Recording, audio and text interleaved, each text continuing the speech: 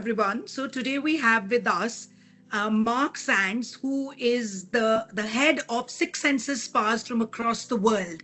So, and we all know in recent years, wellness and hospitality have become totally inseparable.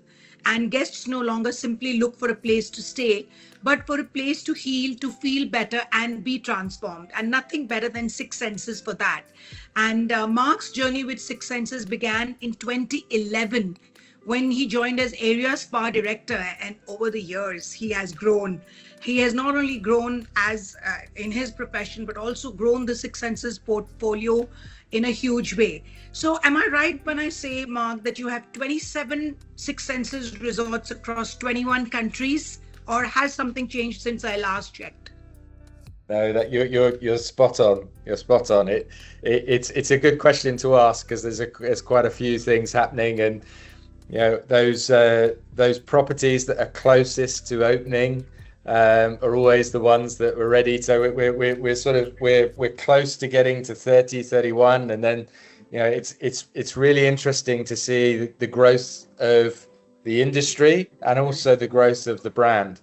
Right. When I first joined, I think it was around eight hotels, and now we're sort of getting close to that 30 mark, and we'll certainly get there in the next 12 months. We'll get to 30, 31, and wow. It's a challenge, but it's also a privilege to showcase wellness in all of our properties and make sure that our teams are there ready to look after more guests, look after our hosts, of course, in the properties as well, and make sure we showcase wellness in a fun and engaging way. Absolutely. I always say that wellness doesn't have to be boring. Wellness actually should be fun, because that's the only way you would be able to incorporate it into your daily life. If I was to quote one of my Ayurvedic doctors, one of the things he used to say to me is, "We're there to nourish the body, not punish it." I love that. I love that. Actually, I'm going to use that. I'm going to take the copyright from him for that, because that's what a beautiful way to put it. Please do. Yeah. So wellness used to mean spas and massages. Today, it's gone way beyond that. It includes sleep, emotional well-being, longevity being the most heavily used and maybe sometimes abused word, nutrition, digital detoxes. Where do you think wellness is really headed now? I think the good thing is we're starting to see people really looking at wellness in its true holistic form. If you go back 5,000 years ago and look at perhaps Ayurveda and what was Ayurveda really trying to do, it was all encompassing. So it's not about focusing on one element. So I think that the thing that's really, really good in the industry today is seeing how we are moving away from maybe the superficial instant relaxation or just pampering, and we're seeing an opportunity to continue a practice that you might have personally in luxury environments. So that means eating healthy cuisine, sleeping well, being able to access facilities that you might have access to in and around where you live, and really trying to continue the good habits that we have, rather than necessarily be seduced by some of the hedonistic party side of life. That's, from a food and beverage point of view, wonderful to have great food and the odd glass of wine, fantastic. Enjoy life, culture, community, all of that stuff's important. So it's more about trying to give people the opportunity to live their life in the most healthy way possible, maintaining their sleep routines, maintaining their exercise routines and nutrition, and being able to do that in a luxury environment is great. Absolutely. From that perspective, we're then able to look after people in a better way, and give them something that enhances their overall quality of life. Super. And what is the most surprising thing you see with what do guests actually prioritize in wellness today? And what surprises you? I suppose the obvious focus for a lot of people is exercise. We are seeing a lot of people using the fitness facilities in a different way today than perhaps they did before, and a lot of that's down to I suppose wearables becoming more of a feature. So people actually getting measurable data on a regular basis. Right. But the thing I would always temper with that is that technology is there as a tool, and shouldn't be something that we handcuff ourselves with. So looking at that data and making good changes or lifestyle adaptations makes a lot of sense. If we don't do that and we then get hooked on the nuances of how well we slept last night and then get anxious about it, it ends up being a negative spin. What we've also seen is an increase in people using the thermal experiences. So sauna usage, I think with a lot of the data out there around how using a finished sauna at 80 degrees centigrade or above leads to an all-cause mortality drop of 40%, cardiovascular disease drops by 50%. Those types of things being out there in the mainstream means that people actually use those areas in a different way. And I think we're starting to see an awful lot of AI being used by guests almost to understand the myriad of information that's out there and trying to simplify it so that they can, rather than wade through details of new scientific papers, but actually try and get to the brass tacks of if something's good for them or not. So do you see a lot of your customers now going beyond just using the spa and the gym? Are they going in for the more advanced things that you may have at your spas? Yeah, we're certainly seeing that. So we've seen certainly a rise in the use of red light, cryotherapy, ice baths being a personal fondness of mine. Right. But we are seeing that. We're also seeing people interested in more of the advanced longevity markers. So in Six Senses London that opened in March, we have a clinic partner called Human, and they're a longevity clinic that are then supporting both our membership program within Six Senses Place, our residences that are there, and of course our hotel guests. So it's just we're seeing people wanting to step a little bit further. Not everybody. I still think there is an element to just having a very balanced approach to what we offer. But it is interesting seeing how people are willing to take a few steps further down that route. And I think we are also seeing curiosity in areas that perhaps a few years ago might not have done. So, seeing how peptides have become a big thing in the industry has been really interesting. So, that element of regulation and how that folds into it is going to be interesting to see over the coming years. But certainly in terms of our guests, what we're seeing is they're more knowledgeable than they were before. They're more willing to try, be curious, and explore some of the more modern bits of technology that we have. So you just talked about your personal favorite being the ice bath, I guess. Yes. So how has working in wellness changed your own way of life? How have you adapted it into your life? Apart from getting married to a lady that convinced me, so I met my wife in India, and when I was working at Ananda. So absolutely, she's focused me or got me focused more on a, let's say, from a yoga perspective, meditation, mindfulness. That was I suppose a very early adoption. I loved Vedanta as a philosophy, so I got kind of hooked on that when I was in India. But in terms of general lifestyle, it's actually about just installing basic, sensible habits into my day.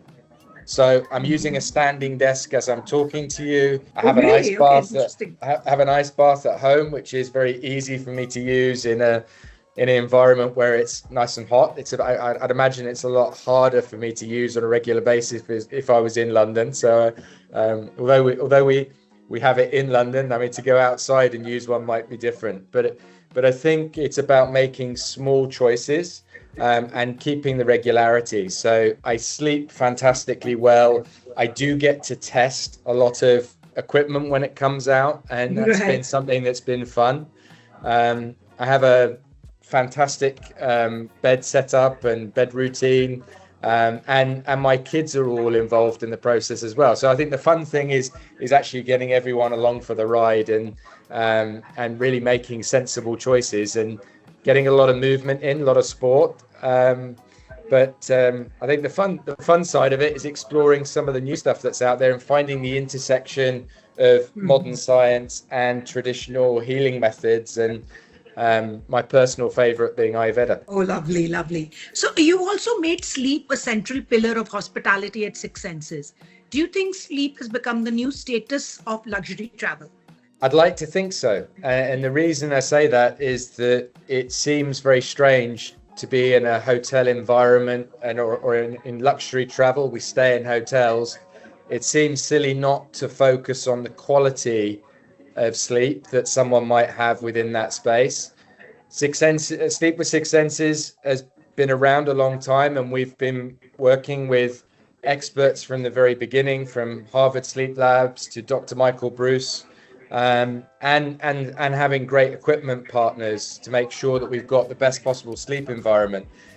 I think the key element to this is if we make sure that we've got the best possible sleep environment, we then giving guests what they want, which is a bedroom that is quiet, that has blackout blinds, that has this ability to give them a space to rest and recover. And we know that's the fundamental pillar of well-being.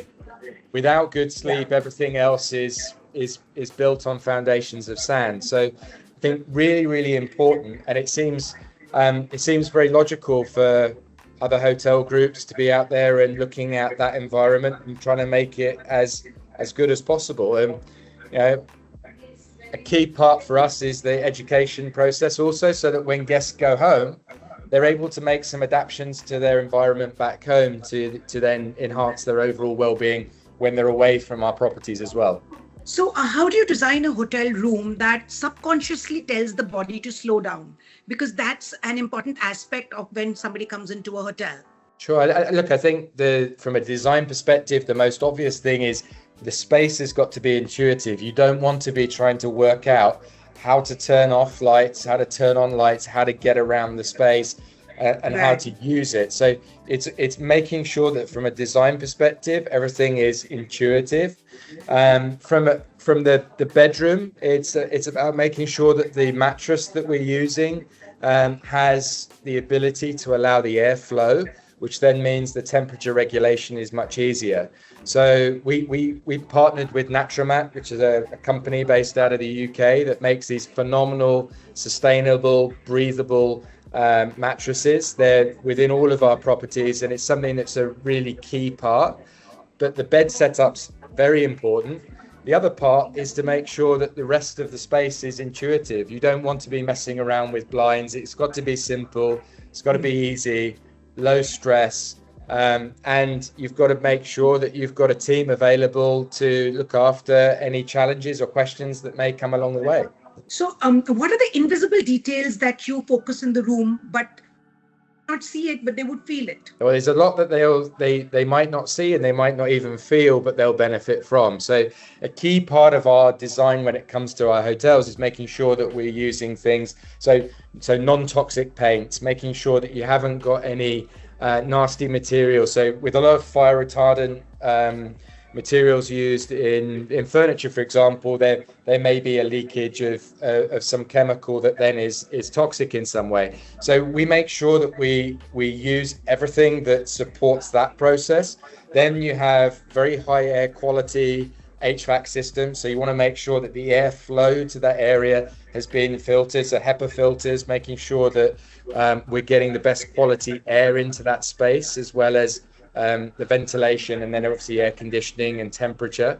But the choice of bedding as well, making sure that the sheets, I've touched on the mattresses, but the sheets allowing airflow as well, water filtration, and of course a huge element is just the ability to make it blackout when you want it to. As people are traveling different time zones, we can't always assume that everybody's automatically on the time zone that we're operating in. So we have partnered with Time Shifter, which is a jet lag app, which allows our guests to connect through the Six Senses app to then have a free usage of Time Shifter that allows them to prepare for their their new time zone as they arrive, making sure they make the most of their stay with us, and importantly, when they go back, to make sure they're really rested to go back to work when they return. So do you think guests are now more open to personal diagnostic programs?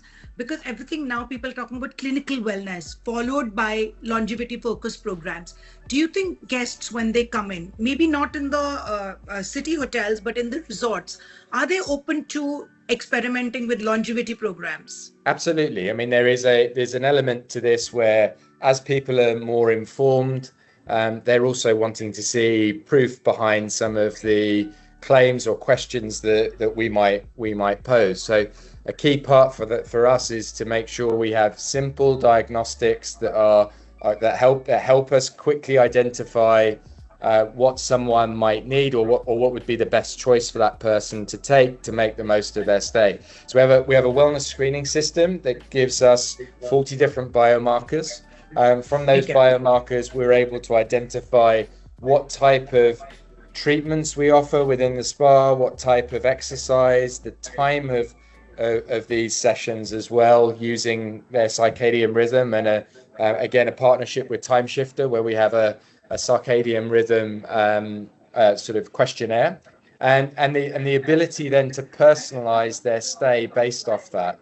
We also track sleep as well, so we're able to guide them. And as more and more people are wearing wearables, it's not just about saying, look, here's our sleep tracker. It's more a case of saying, look, we can give you general advice based on the information you've got, if you would like us to look at your data and give you advice on that, or we can give you advice based on how you sleep when you're with us. But people are more curious. I think they're very much aware that their own personal state of health and well-being will be different from somebody else's. So the more information that we can pull on and communicate in a very simple form is really, really important. And what we're seeing with some of our resorts is just, when people are staying with us longer, they've got more time to take. It's still a feature of our urban hotels.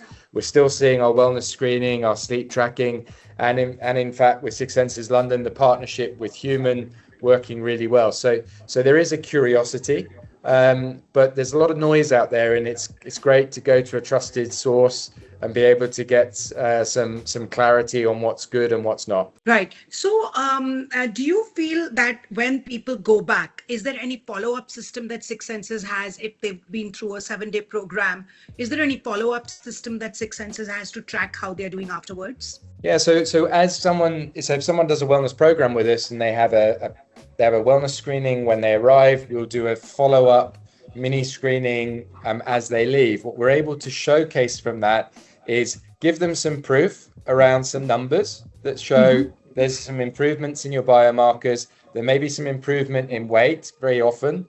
There may be some improvements, and certainly some improvements in sleep. Based off that gives you almost the positive cues to say, okay, I've made some changes. There's been some positivity around those numbers. I want to try and continue that post-stay. So what we then do is then follow up with a post-stay contact. Now, that's something that they can opt in or opt out of. So many of our guests don't want to have that opt-in or element. So, but for a lot of them, they do want to continue that, and that very often is based off the personal connection or relationship they have with our wellness practitioner. So that way we're able to guide them sort of post-stay. And there's a number of guests that I'm still in touch with from many years ago that I do some coaching with, and certainly our integrated wellness practitioners do the same. Fantastic. So which ancient wellness philosophy do you believe modern society needs most urgently today? I suppose the easy way to look at this would be to say there's an awful lot of the ancient healing practices that perhaps were wrapped up in a particular dogma that a particular demographic wouldn't connect to. And sometimes what we see is modern science comes along and says, oh, we have this new thing called non-sleep deep rest. And if you were from India, you might say, well, that's yoga nidra wrapped up in a a different form of terminology that's perhaps easier to understand.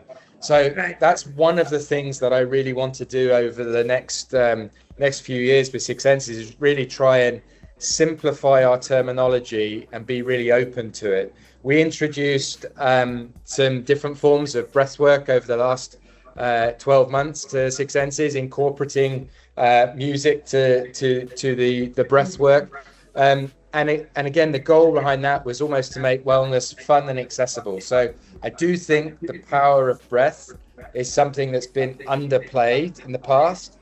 Again, yogis would tell me pranayama is incredibly powerful, absolutely, for 5,000 years for sure. What we're trying to do is make sure that we have different forms of that, try and access people at different points in their wellness journey. And also not be stuck to a particular dogma. So whilst I am particularly fond of traditional Chinese medicine or Ayurveda, the bit that fascinates me is that intersection between modern science. So it's almost finding a way to simplify the message and make sure that we get that to a wider group. So sustainability is another thing that people are talking about a lot. What are the sustainability practices that Six Senses is following? Well, my favorite is our regenerative impact fund. For every guest that stays with us, 0.5% of the revenue that's derived from that guest goes into a regenerative impact fund. It's not a central fund that goes to Six Senses. It's something that each hotel uses on a project that doesn't directly benefit the hotel. It benefits the local culture, community. What it could be the wildlife, it could be protecting flora and fauna. But the goal out there is to make sure that our hotels have a positive impact on the communities that they're based in. Hiring locally is really important, but also then having a positive impact on our local community is really vital. Clearly, there's a very emotional attachment that people have to wildlife and to Mother Earth. And for us, it's an important part that we make sure that whilst we are out there building resorts and operating hotels, that we showcase the environments that we're in, that we build them responsibly, but that we operate them really carefully and we benefit the communities that we're in. So that's a very important element to us. Years ago, we went through this mission to try and reduce the amount of plastic that was used in our properties, and we came out with the plastic-free playbook, which was something that was shared with the industry and something that Jeff, my good friend and VP of Sustainability at Six Senses, was championing. But I think those are really key things we can be proud of. I think the beauty, or my favorite call that I have internally with Six Senses every year is the January impacts around sustainable practices and the regenerative impact fund. And that's when you get to see the number of animals that have been protected, the number of communities that have now got drinking water that didn't have it before. Maybe improved healthcare. So there's real measurable benefits, and we have a team at corporate that's there to make sure that we spend that money the right way, and that we get the reported impacts off the back of that as well. So a very strong element to the brand, is something that we're all very proud of, and it gives us a lot of purpose gives us a great sense of purpose in what we're doing. So out of your whole bouquet of resorts, which one would you say is the most focused on wellness? Well, Six Senses Varna is one that's an easy one to mention, given where you are, and also my time at my previous employer was up the road. Let's say other than Varna. Well, I'll give you two, if I may. Six Senses Kaplan-Kaya in Turkey. A beautiful property, very, very large. So it's a big resort with an awful lot of residences around. We have a clinic partner with Only Health within our spa and wellness offering. So very diverse menus, very diverse offering, a lot of outdoors stuff being done in the wider environment, and a great gym, great studio program. So that's So fantastic. And that's then in Turkey. Which part of Turkey is that in? it's near Bodrum. It's close to Bodrum. Lovely. Sounds great. Second one. Second one, I have to talk about Six Senses London because it's only just opened, but also having been there 3 times in the last few months, it's really great to see the massive change when you suddenly open a property and you've got all the furniture in, all the plants in, and you've got the team there, and they're really looking after people well. So again, just a great partnership with a great longevity clinic in Human. Phenomenal facility. So a wonderful gym, and it just showcases how a well-being community or a wellness orientated community can really add to an environment. And whilst in urban hotels, very often you see the spas and maybe gyms being quite compressed. When you have the spaces that we have, you can really see how a membership and Six Senses Place can thrive, because it really does bring business to the hotel. But also we've got a lot of private residences around that area that are plugged into that membership. So Six Senses London and Six Senses Kapankaya. Lovely. And so what's next for you? And what's next for Six Senses? Well, I mean, it's more openings. So really excited about the upcoming opens with Six Senses Dubai, Six Senses Amala in Saudi Arabia, wow. and Six Senses Tel Aviv. So we've got some hotels on the way shortly to open. We've had quite a bit happening in Europe. There's a bit more to happen in Europe with Kesigal Palace opening just outside Madrid at some point next year. So a big focus on our openings. As I said earlier, we're really keen to make wellness fun, simple and engaging. So really trying to strip away at some of the challenging terminology and really make it fun and engaging. So that's a real key focus for us. Sleep will continue to be a massive part for the reasons I've already mentioned.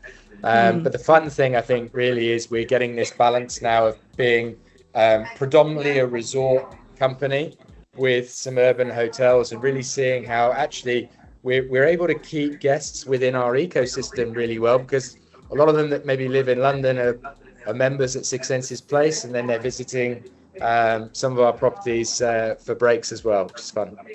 So how does the Six Senses London membership work? I mean, is it a membership across all the hotels, or? No, it's a membership focused around Six Senses Place in London. London. Okay. So it is something that is focused around that. There are some benefits and some elements of, I suppose, cross-fertilization, but the key part really for us is we're getting people through our wellness screening, our sleep tracking, and they're meeting the team. What they're then able to do is we're able to then connect them with a property where we know who they are in a very, very different way than when someone's a guest staying in a hotel. You get to know them over a much longer time frame, right. Which is fun. And it also means that very often they want to follow some of our team as they move around, or some of the practitioners as they move around. So it's essentially a social wellness club, and something that we're really excited to see develop.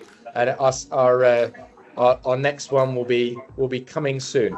Oh, lovely. That sounds great. So any of these new properties that you spoke about launching in 26, or are they all 27? I'd love to say that some of them, so some of them are 26 and some of them are 27. So in 26 is Six Senses Amala, and Six Senses Dubai. Wow. And then I suppose in 27, Tel Aviv and Kesigal Palace. And anything new expected in India? Nothing I can mention currently. Nothing I can mention currently. But there's always interest, and there are some projects that we're working on, but nothing I can mention. Oh, okay. So I hope you will mention it to us as soon as you are finalized Allowed on it. to. We'd like to be the first ones to know. Of course, of course. Yeah. So I think that's it from the interview point of view. And it's really been wonderful talking to you and getting so much more insights into what Six Senses is doing, which is pretty amazing. And we hope to see you in India soon. I'll be there soon. I'll be there soon. I'll see if I can meet face to face with you on my next That'll trip. be brilliant. That'll be brilliant. Or when I'm in Bangkok, which I hope should be very soon, I would love to come up and meet you. Wonderful, wonderful. Thank you. Yeah.